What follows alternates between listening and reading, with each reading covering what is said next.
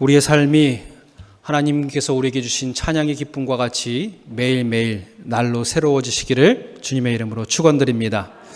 새해를 맞이하면서 어떤 인사하셨는지요? 우리는 을에 새해 복 많이 받으세요, 그렇게 인사를 합니다. 그런데 우리는 모두가 때로는 어려움 가운데 살고요, 때로는 근심 가운데 살고, 때로는 하나님께 올려드려야 할 수많은 내 삶의 문제를 주님께 올려드리기 위해 매일매일 주님을 찾습니다. 내 삶의 문제가 어떠하였든 우리가 새해를 맞이할 때는 빨리 이 모든 것들이 잊혀지고, 새해에는 그 문제들은 다시 보지 않도록 간절히 바라고 소망하는 마음으로 새로운 시간을 맞이합니다. 그런데 아침에 눈을 뜨고 다시 일어나 보면 여전히 나는 똑같은 세상 가운데 살아가고 있습니다. 여전히 그 문제는 존재하고, 여전히 근심거리가 내 마음과 폐부를 찌르는 현실 가운데 찾아 있지요. 제가 이런 식으로 우리의 죄됨과 우리의 근심과 걱정, 어두운 부분을 얘기하면 많은 사람들은 그렇게 속으로 생각할 겁니다. 목사님, 새해는 좀 희망적인 얘기 좀 해주세요.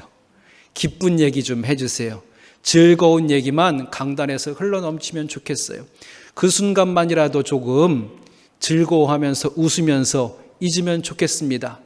이게 또한 말씀을 듣는 우리들의 또 하나의 마음이지요. 그런데 하나님께서는요, 우리가 어두운 그릇을 잊지 않고 넘어가기를 바라지는 않으신다는 겁니다. 그래서 우리는 현실을 직시해야 하지요. 이런 기독교의 모습에 한 하나님을 알지 못하는 청년이 목사님에게 찾아와서 이렇게 얘기합니다. 목사님, 도대체 그리스도인들은 왜 그래요? 왜 세상을 어둡고 칙칙한 색깔로 칠해서 신앙 없는 사람들을 위협하고 자꾸 불안하게 만드는 겁니까? 왜 죄 없는 사람들을 죄 있다고 얘기하면서 저들의 마음에 어두운 그늘을 자꾸 칠해드는 이유가 뭡니까? 목사님께 따져두듯이 물었어요. 그랬더니 이렇게 항의하는 여학생에게 목사님이 이렇게 대답합니다. 학생, 그렇지 않아요. 아무렇지도 않은 세상을 어둡게 칠하는 것이 아니라 껍데기만 밝은 색으로 칠해져 있는 우리의 세상을 정직하게 바라보라는 겁니다. 껍데기만 밝은 색으로 우리의 속은 문드러지는데 그 속을 바라볼 것을 하나님은 우리에게 말하고 계신다고, 성경은 우리에게 전한다고 그에게 이렇게 전했던 것이지요. 새해를 맞이하는 첫 주입니다. 저도 고민 많이 했습니다. 즐겁고 행복한 얘기, 또 한 방에 웃음 빵 터질 수 있는 재미난 이야기들로 설교의 포문을 열고 싶은 마음이 마음속에 가득했습니다. 그런데 이상하게 묵상하는데 이 나인성 과부의 이야기를 오늘 말씀의 묵상의 내용으로 저에게 주시는 거예요. 이 말씀을 묵상하면서 제가 도리어 하나님께 질문했습니다. 하나님, 이 나인성 과부의 이야기, 그것도 아들의 죽음과 슬픔의 행렬 가운데 저 삶의 자리를 일어서야 했던 이 슬픔의 이야기를 새해 벽두에, 또 그것도 하필이면 청지기 주일, 주현절 이날에 이 말씀을 제가 어떤 식으로 전해야 할까요? 하나님께 도리어 제가 질문하면서 이 말씀을 계속 몇 번이고 묵상해 보았습니다. 이 세 가지가 전혀 다른 주제인 것 같은 거지요. 새해라는 시간, 그리고 주현절, 청지기 주일, 그리고 나인성 과부가 예수님을 만난 이 사건, 모두가 다 동떨어진 이야기 같습니다. 그런데 말씀을 묵상하면 묵상할수록 이 다른 주제들이 다 하나의 이야기인 것을 저에게 깨닫게 해주시는 거예요. 왜 이것이 하나의 이야기일까요? 여러분, 주연절은 어떤 날입니까? 1월 6일 예수님께서 이 땅에서 새로운 역사를 시작한 날을 기념하는 일과 동시에 저 동방의 박사들이 예수님이 말구유에 태어나신 그날에 자기들의 모든 귀한 것들을 헌신함으로 드린 날이 바로 이 주연절인 것이지요. 그리고 이 날이 우리의 청지기 주일과 맞닿아 있습니다. 그러니까 이 날은요, 주님이 내 삶에 새롭게 역사하실 날임과 동시에 주님이 내 삶에 오셨음에 하나님께 내 마음과 내 정성과 모든 시간과 물질도 주님 앞에 헌신하고자 드리고자 하는 우리의 마음의 결단의 날이 오늘 이 날이라는 것입니다. 그리고 이 새해 또 어떻게 연결되겠습니까? 우리가 새로운 시간을 하나님께 구합니다. 이 새로운 시간이 내 힘과 능력으로 내가 세워진 계획에 따라 나아가는 시간이 아니라 하나님이 내 삶에 찾아와 주셔서 주님이 역사하시는 시간이 바로 주연절 첫날, 그리고 바로 청지기 주일 새날을 맞이하는 이 시간이 우리에게 이렇게 의미 있게 다가오는 것이지요. 오늘 나인성 과부는 죽음이라는 시간에 맞닿아져 있습니다. 모든 것이 멈춰진 듯하고 모든 것이 희망이 없어 보이는 순간에 그의 삶에 예수님을 만나는 사건이 다가오게 되는 거지요. 그리고 예수님을 만나면서 그의 시간이 새롭게 기록되는 것입니다. 여러분, 이 만남의 순간에 있을 때에 주님은 만남의 자리에서 항상 은혜를 부어주시고 그 은혜를 통해서 우리에게 새로운 사명을 맡겨주심을 우리는 성경의 수많은 이야기 속에서 만나게 됩니다. 그러니 이 나인성 과부의 이야기가 우리의 청지기적인 사명과 또한 동떨어져 있지 않다라는 것이지요. 오늘 이 말씀을 통해서 우리가 이 주연절 첫날, 새해, 청지기 주일, 내 삶의 순간이 어디에 닿아 있든지 우리가 어떻게 삶의 자세를 하나님 앞에 세우며 나아가야 할지 이 말씀을 통해서 함께 은혜를 나누고자 합니다. 첫 번째로 우리가 주님을 온전히 만나는 기쁨을 누려야 합니다. 주님을 온전히 만나야 합니다. 많은 분들이 어려움을 겪었고 지금도 겪고 있으며 앞으로도 겪을 텐데 오늘 예수님은 우리의 삶에 찾아와 주셔서 우리의 삶의 고통과는 상관없는 말씀을 하시는 분인 것 같아요. 나인성 과부에게도 예수님과의 첫 만남이 어쩌면 그렇게 비춰졌을 것입니다. 지금 나인성 과부는 어떤 고통과 아픔과 어려움 가운데 있습니까? 아들을 잃은 슬픔과 아픔과 고통 가운데 있어요. 이런 슬픔이 젖어든 사람들에게 그 어떤 말을 한들 그의 귓가에 닿아올까요? 아니, 귓가에 닿지도 못하고 마음과 머리에 울리지도 못할 하나의 소음으로 세상 가운데 흩어져 갈 것입니다. 그런데 그런 나인성 과부에게 주님이 찾아오셔서 첫 번째 하시는 말씀은 울지 말라는 겁니다. 여러분, 어떻게 이게 말이 되는 소리일까요? 울지 말라. 우리가 울어내고 쏟아내고 눈물로 이 시간을 보내도 내 마음에 있는 슬픔과 근심과 걱정이 다 쏟아지지 않는데 어찌 주님은 이 상식 밖의 이야기를 이 나인성 과부에게 얘기하는 것일까요? 여러분, 우리가 이 마음이 때로는 청지기의 사명을 받은 그 자리에서 우리의 마음 가운데도 일어납니다. 속장으로, 때로는 권사로, 집사로, 성가대원으로, 교사로, 목사님들과 전도사님을 통해서 또 나와 함께하는 도역자들을 통해서 새로운 걸음에 함께하기를 종용하는 그 말이 도저히 이 예수님의 말씀과 같이 내가 감당할 수 없는 말과 같이 느껴요. 그리고 뭐로 느껴지냐면 저 사람은 어떻게 이 사명을 나한테 얘기하면서 내가 지금 처해 있는 어려운 현실을 바라보지 못하는 거지? 어떻게 나와 함께하고 나와 믿음의 생활을 같이 하면서 내 지금 아픈 나를 바라보지 못하고 어떻게 이 일을 도리어 내게 맡기는가? 이 마음의 모습이 오늘 나인성 과부의 마음과 맞닿아 있다라는 것입니다. 어찌 이게 맞닿아 있을까요? 언젠가 소설가 박완서 씨가 자신의 아들을 잃고 몸부림치면서 쓴 글을 한 말씀만 하소서라는 책 가운데 이렇게 기록해 내왔습니다. 눈을 뜨니 꿈이었으면 하는 몽롱한 착각을 즐길 새도 없이 아들이 이 세상에 존재하지 않는다는 사실이 무서운 괴물처럼 가차없이 육박해왔다. 그 다음은 가슴을 쥐어뜯으며 미친 듯이 몸을 솟구치면서 울부짖을 차례였다. 그 일이 나에게 얼마나 중요한 의식인지 아무도 모른다. 목청껏 아들의 이름을 부르면서 통곡하면 소리와 함께 고통이 발산되면서 곧 환장을 하거나 무당 같은 게 되어서 죽은 영혼과 교감할 수 있을 것 같은 예감에 사로잡히곤 했다. 그러나 그런 지경까지는 도달한 적은 없다. 번번이 그 직전까지 갔다가 되돌아오곤 했다. 환장은 아무나 하는 것이 아니었다. 이 어머니의 고통을 우리가 상상할 수나 있을까요?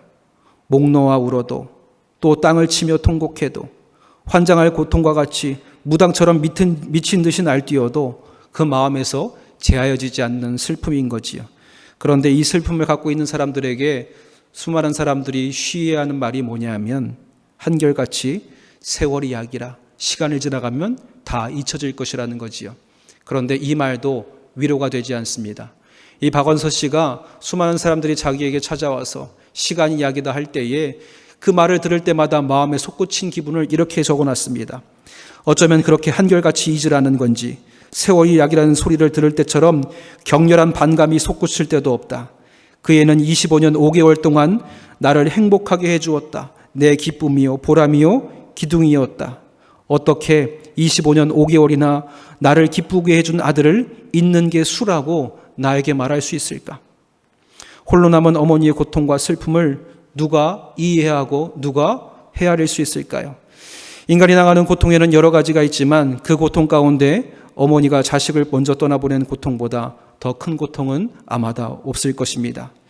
이 과부에게 아들은 하나뿐인 생의 소망이었지요. 생명이었습니다. 아니, 생명보다 더 중요한 존재였습니다. 그를 잃고 슬퍼하는 이 여인에게 그런데 주님이 찾아오셔서 한 첫 마디가 울지 말라라는 것이지요.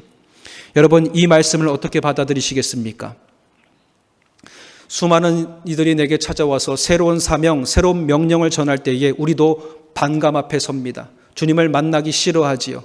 내 삶의 문제가 먼저 솟구쳐 오를 때는요, 우리는 주님을 만나기보다, 주님의 사명을 감당하기보다 내 문제에, 내 삶의 근심과 걱정이 먼저 해결되어야 할 우선순위로 삼는 것이 우리의 모습이고, 오늘 이 나인성 과부의 모습입니다. 주님을 만나는 게 중요하지 않아요.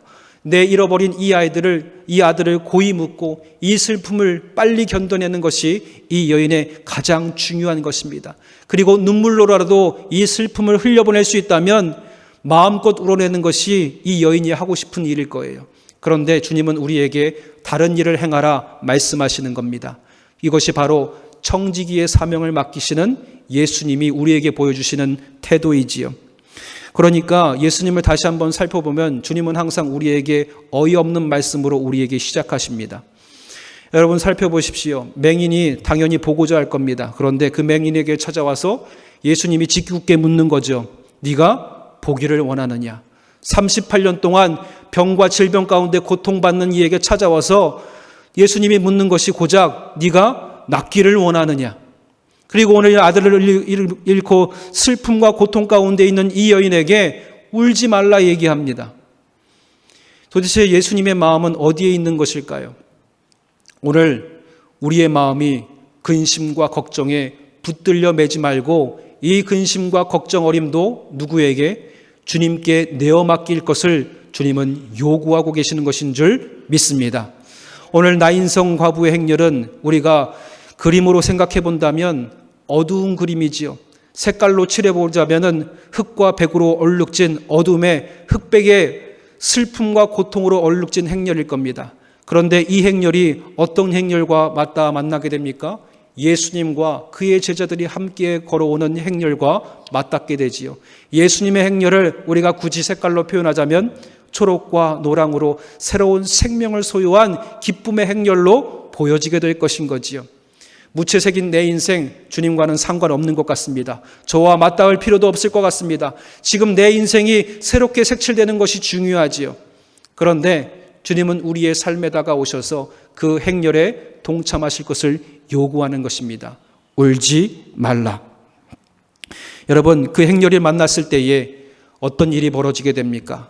마지막 그 말미에 오늘 이 행렬의 슬픔과 근심 어린 이야기들이 예수님이 더 이상 무거운 짐과 슬픔을 지고 나아가던 저 장래의 행렬을 그들이 지고 나가는 슬픔의 무게 위에 예수님이 생명과 기쁨의 역사로 새로운 이야기로 써 내려가는 것을 우리는 만나게 되는 것이지요. 그리고 마지막 17절은 이렇게 기록되어 있습니다. 예수께 대한 이 소문이 온 유대와 사방에 두루 퍼지니라. 아멘.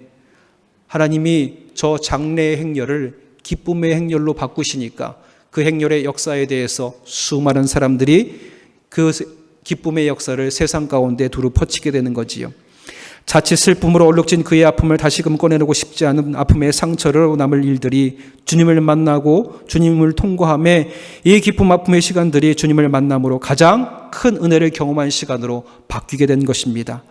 세상에 나아가서 감출 일, 세상에 나아가서 드러낼 수 없는 내 슬픔과 아픔이 주님을 통과하고 나니까 그 슬픔의 시간들이 마음껏 나아가서 자랑할 일, 하나님이 주신 은혜로 바뀌어서 세상에 선포할 기쁨의 역사로 바뀌게 된 것이지요.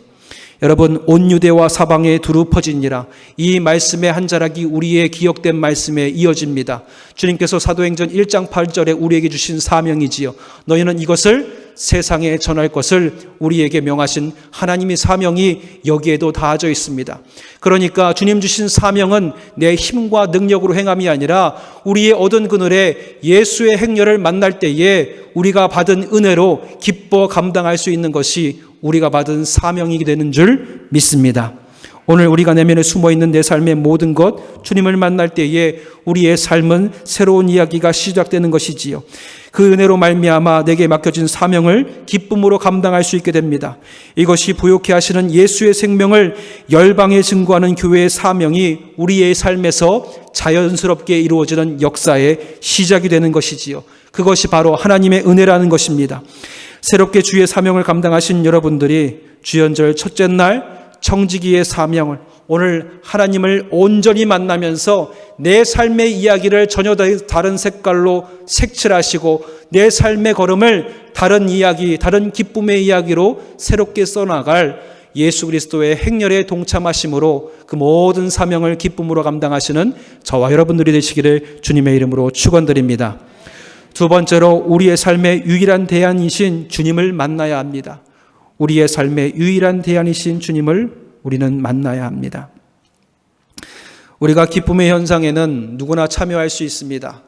결혼식에도 또 누군가를 축하할 수 있는 자리에는 마음 어렵지 않게 찾아갈 수 있죠. 그런데 장례식장에는 우리의 마음은 좀 다릅니다.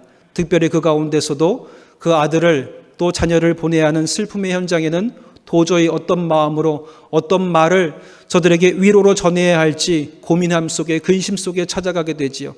때로는 그 고통의 현장에 찾아가기가 어려워서 차라리 다른 누군가에게 조의금을 전하면서 위로의 마음을 전해주기를 간절하게 부탁합니다. 내가 그 앞에 서서 저를 위로할 자신이 없기 때문이지요. 그리고 무엇으로 저를 위로할까 아무리 생각해 보아도 우리의 마음과 지식과 세상의 언어 속에서는 그를 위로한 바를 찾아볼 수 없기 때문입니다. 그런데 그 현장에 주님은 찾아오셔서 울지 마세요 요구하십니다. 울지 마세요라는 이 말을 할 수 있는 것은 단 두 가지밖에 없는 거지요. 그 말을 할 만큼 철이 없거나 아니면 이 말을 할 만큼 그 슬픔을 감당하고 처리할 수 있는 자신이 있는 능력을 가진 사람만이 이 말을 할 수 있다는 것이지요. 예수님은 그 두 가지 중에 어떤 부류에 행하시는 분입니까? 바로 우리의 슬픔도, 우리의 근심도, 우리의 걱정도 감당할 수 있는 능력을 지니신 분이 우리 주님이신 줄 믿습니다. 이 불편한 상황은 우리는 피해가고 싶습니다. 그러나 주님은 우리의 삶의 어려운 상황도 피해가지 않고 우리의 고통 속으로 찾아오시는 분이 우리 주님이시지요. 오늘 말씀 가운데 우리가 이해할 수 없는 부분이 있습니다. 바로 오늘 말씀 가운데 있는 14절의 말씀입니다. 가까이 가서 그 관에 손을 대시니 맨 자들이 서서 멈추느니라. 여러분, 유대인들이 이 말씀을 읽을 때에 도저히 행할 수 없는 것입니다. 왜냐하면 정결례법 가운데 시신을 맞는 것도 부정한 일이요, 관을 만지는 것도 부정한 일이기 때문에 그 곁에 가지도 않고 만지는 일도 결코 없는 것이지요. 그런데 주님은 이 여인의 슬픔의 행렬 가운데 찾아 들어와 주셔서 가장 큰 슬픔의 현장에 자신의 삶이 맞닿는 것을 거부하지 않으시고 그 고통의 현장 속으로 자신의 손을 대어 놓으시는 겁니다. 여러분, 이 예수님의 행위는 어떤 것을 우리에게 전하고 있는 것일까요? 내가 너의 슬픔을 아노라. 내가 너의 아픔을 아노라. 내가 너의 모든 기도의 제목과 간구를 다 알고 있느니라. 그리고 세상 사람들이 너의 아픔을 안다고 하면서 너의 아픔에 동참하지 않을 때에 나는 이미 너가 경험한 모든 근심과 걱정들, 삶의 모든 고통들을 내 인생 가운데 이미 경험하였노라. 그리고 내가 너의 아픔 가운데 안다는 것으로 끝나지 아니하고 네가 고통당할 때 나는 너와 함께 할 것이고, 그리고 그 모든 고통이 해결될 때까지 나의 힘을 다하여 너 삶에 내 손을 끝까지 닿도록 나는 노력할 것이다. 그 하나님의 의지가, 예수님의 의지가 울지 말라는 이 명령 가운데 담겨져 있는 것입니다. 여러분, 주님께서 우리에게 찾아와 주셔서 한 가지 사명을 맡길 때에는 하나님이 우리의 사정을 모르셔서 이것을 맡기시는 것이 아닙니다. 이 사명을 맡김으로 인하여서 주님께 더욱더 가까이 오고 주님께 내 삶을 내어 맡김으로 나의 삶의 모든 문제가 해결된 그 은혜로 말미암아 주님이 주신 이 사명을 온전히 감당하기를 하나님은 바라고 계시는 것이지요. 내 힘과 능력으로 감당하는 것이 아닙니다. 저 또한 마찬가지지요. 연약한 인생이기에 하나님께서 새로운 무언가를 맡기실 때에는 가장 먼저 찾아온 것은 두려움이고 걱정이고 근심입니다. 그리고 기드온처럼 얘기하지요. 저는 그런 의인이 못 됩니다. 저는 그것을 감당할 만한 사람이 못 됩니다. 그리고 또다시 내 연약함에 집중하고 내 문제에 집중합니다. 그런 우리의 삶의 자세를 하나님께서는 지금 다시 한번 일깨워내 주셔서 너의 슬픔과 걱정에 머물러 있는 인생이 아니라 오늘 내 손길에 닿는 인생이 되기를 주님은 초청하고 계시는 줄 믿습니다. 여러분, 우리가 그렇게 주님을 만날 때에 하나님은 우리의 인생 가운데 새로운 역사를 행하여 주실 줄 믿습니다. 그리고 예수님은 그 관에 손을 내면서 어쩌면 앞으로 자신의 죽음 가운데 슬퍼할 자신의 어머니 마리아의 모습을 이미 먼저 보았는지도 모릅니다.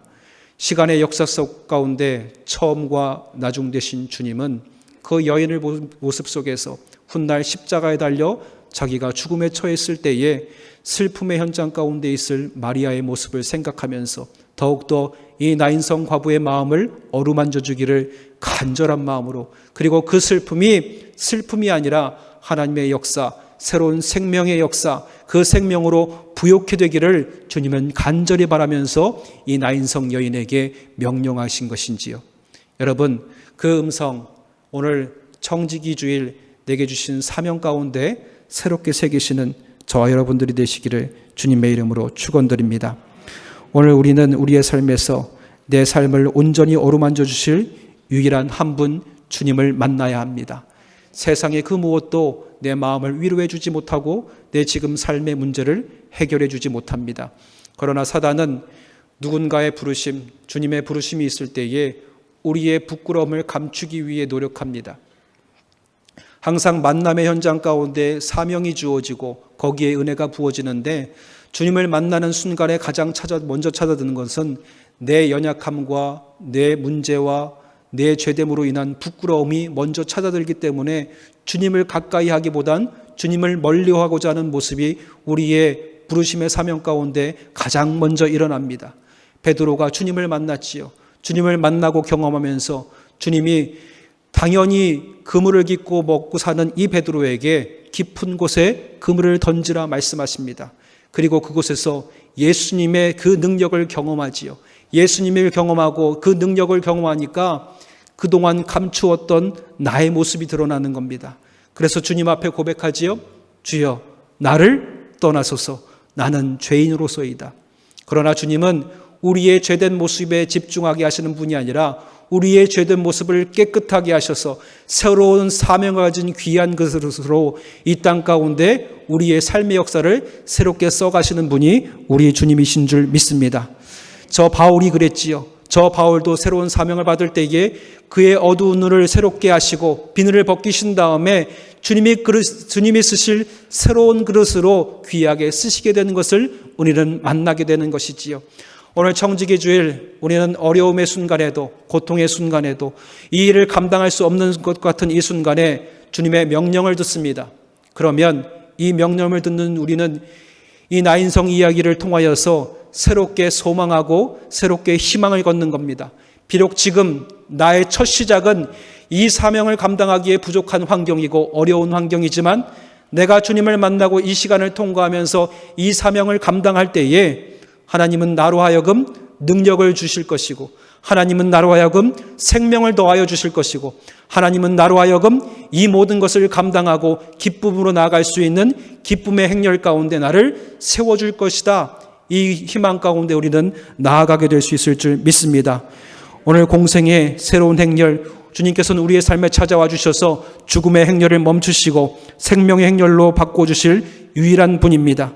청지기주의 주님의 공생애를 시작하는 주연절 첫 주, 우리의 삶의 유일한 대안이 되시고 답이 되시는 주님을 만나에 충만한 기쁨, 부욕해 하시는 예수의 생명을 소유한 주님이 쓰시고자 하는 그릇으로서 오늘 귀한 청지기의 사명을 새롭게 감당하며 나아가시는 저와 여러분들이 되시기를 주님의 이름으로 축원드립니다.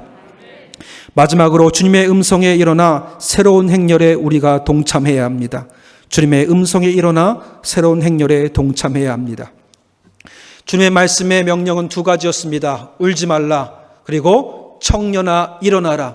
이 청년 나인성 과부에게 가장 근심이 되고 오늘 슬픔의 근원되는 그 문제 그 자체였지요. 그런데 오늘 그 문제를 향하여서, 그 슬픔을 향하여서 주님이 명령하시는 겁니다. 청년아 일어나라. 이 은혜가, 이 음성이, 하나님의 명령이 우리의 삶에 맞닿을 때에 우리는 더 이상 슬픔으로 눈물 짓지 아니하고 하나님이 이 세상을, 나의 삶을 통치하시는 은혜 가운데 나아가는 기쁨을 누리게 되는 것이지요. 그러면 주님의 명령은 우리의 삶에 다르게 다가옵니다. 이것이 끝이 아니다. 하나님의 새로운 시작이 우리의 삶에 이어질 것이다. 그리고 고통의 시간을 믿음과 소망으로 이겨내라. 오늘 울지 말라는 이 주님의 명령은 이렇게 우리의 삶에 새롭게 다가오게 될 수 있을 줄 믿습니다. 수많은 사람이 고통을 겪으면서 예수님이 내 고통에 함께 하신다는 사실을 우리의 마음에 새길 때에 비록 우리의 기도가 당장 이루어지지 않았을지라도 고통으로 하나님 앞에 나아가 몸부림치며 나아갈 때에 우리는 조금씩 주님을 만나고 주님을 경험하고 또 주님으로 인하여서 내 삶에 얼룩진 모든 인생이 밝은 빛으로 인도함을 받게 됨을 우리는 경험하게 됩니다. 그리고 성경 속에서 주님이 우리의 고통을 외면하지 않고 함께하고 계심을, 항상 나를 향해서 마음을 쏟아놓고 계심을 기록하고 있지요. 요한복음 11장 33절에서도 주님은 나사로의 죽음 앞에서 그냥 있지 않습니다. 비통함 가운데 그에게 찾아와 오셔서 그의 죽음의 생명에게도 말씀하여 명하시지요. 나사로야 일어나라. 주님은 우리의 죽음과 같은 생에 찾아와 주셔서 이 생명의 명령을 우리에게 부어주시는 분인 줄 믿습니다. 또 내가 너희를 고와 같이 버려두지 아니하고 너희에게 나아가오리라. 너희가 목자 없는 양같이 두지 아니하고 내가 너희의 목자가 되어서 내가 생명을 다하기까지 너희들을 푸른 초장으로 인도해 내리라. 이것이 주님이 성경 가운데 기록한 우리를 향한 당신의 마음이고 당신의 사랑인 것이지요.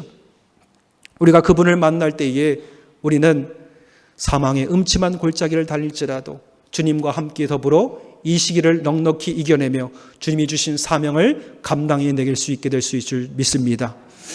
임원전지 훈련 가운데 주승준 목사님이 말씀의 말미에 간증을 전하셨어요.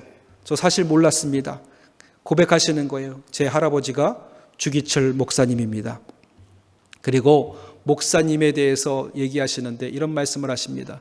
여러분, 우리 주기철 목사님을 어떻게 기억하시는지요? 순교자. 저 일본의 압제와 모진 고통 속에서도 믿음을 잃지 아니하고 강인한 정신력으로 믿음을 지켜내면서 신앙의 본보기가 되었던 인물로 여러분 기억하시지요.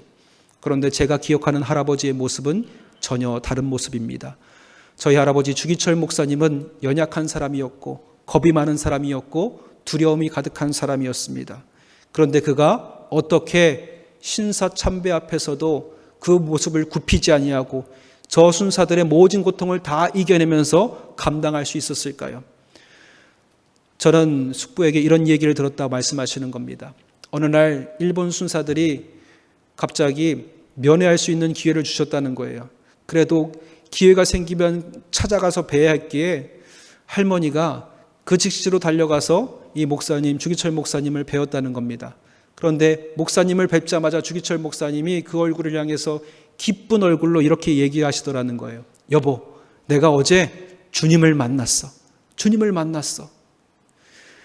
몸은 쇠하여지고 고문받은 흔적이 여기저기에 서려 있는데 이 할머니를 만난 그 첫 마디가 내가 주님을 만났어 라는 겁니다.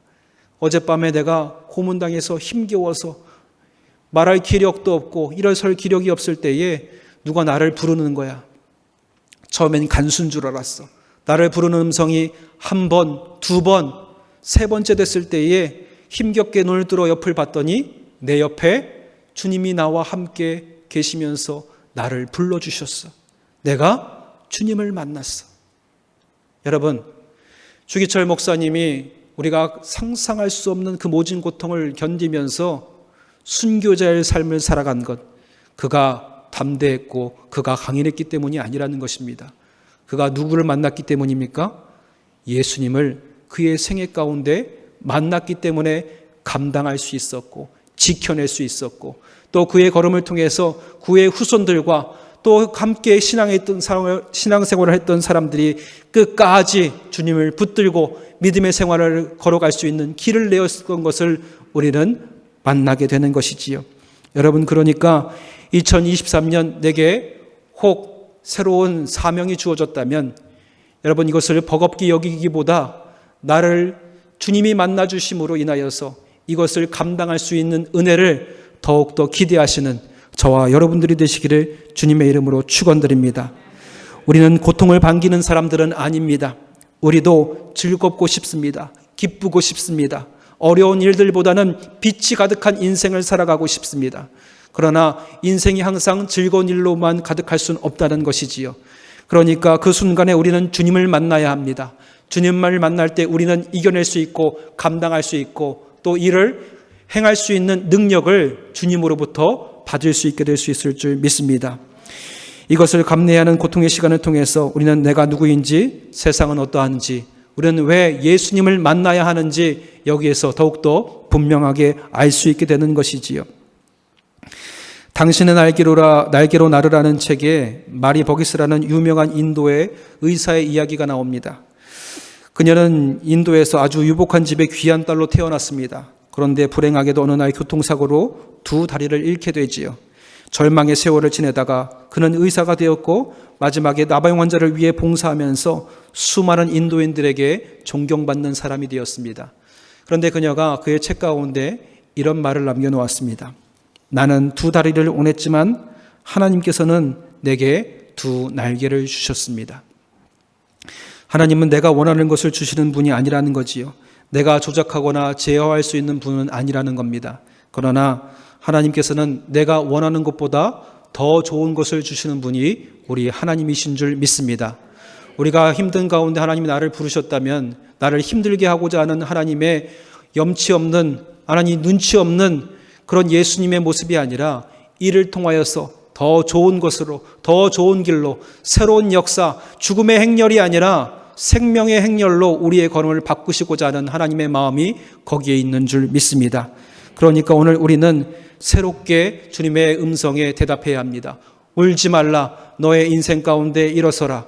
여러분, 이 명령이 우리의 마음 가운데 닿을 때에 주님이 우리의 삶의 걸음, 지난 2022년이 어떤 걸음으로 달려왔을지라도 하나님이 나의 걸음 2023년이 다 지나가고 끝자락에 섰을 때에 돌아본 순간 하나님의 내 모든 삶을 저 슬픔의 자리에서 문제와 근심과 걱정으로 눌러진 우리의 삶에서 기쁨의 행렬로 바꾸어 주신 하나님의 풍성한 생명의 역사로 우리가 채워지게 될 수 있을 줄 믿습니다. 오늘 2023년 한 해를 주님을 만나고 경험함으로 지금껏 우리의 삶의 길이 어떠한 행렬이었을지라도 그거를 하나님이 바꾸어 주셔서 소망의 길이 되고 부욕케 하시는 예수의 생명으로 말미암아 세상에 나아가 우리의 감출 수 없는 기쁨을 전하시는 저와 여러분들이 되시기를 주님의 이름으로 축원드립니다. 기도하겠습니다. 사랑의 하나님 아버지, 감사합니다. 우리가 새해를 맞이하면서 청지기 주일, 아버지 하나님, 우리는 새로운 부르심에 서게 됩니다. 울지 말라, 일어서라. 아버지 하나님, 이 음성에 우리가 어떤 상황에 있을지라도 하나님의 부르심에 응답하며 주님을 만나고 주님의 은혜를 경험하며 내게 주어진 귀한 사명들을 아버지 하나님 은혜와 능력으로 감당할 수 있는 당신의 백성들 되게 하여 주시옵소서. 부욕케 하는 예수의 생명이 우리의 삶에 먼저 체험되게 하여 주시옵시고 이 체험된 기쁨이 우리의 삶과 우리의 입술을 통하여서 세상에 자연스럽게 우리의 기쁨으로 증거되게 도와주시옵소서.